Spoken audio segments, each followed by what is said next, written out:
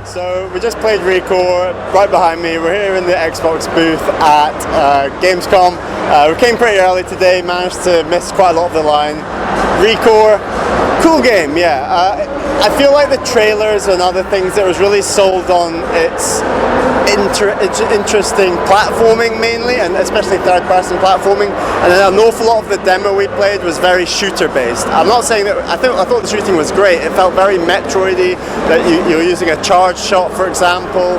Obviously, the guys behind Metroid Prime, some of them worked on this game, so it's got that real vibe to it. So unfortunately, my PC was not well calibrated.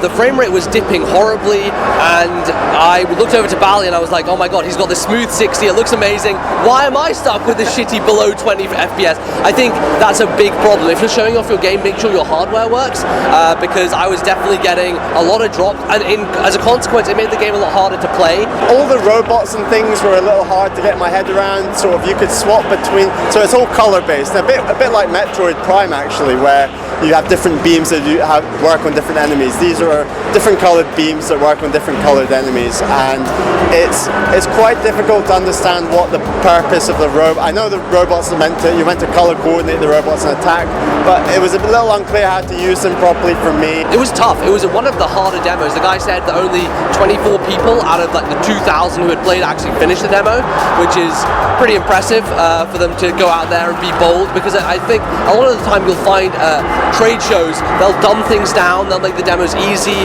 allow everyone to get through it, but they definitely went for the hardcore thing here. Makes sense, I guess, coming from Inafune, who's known for Mega Man and obviously Metroid Prime people.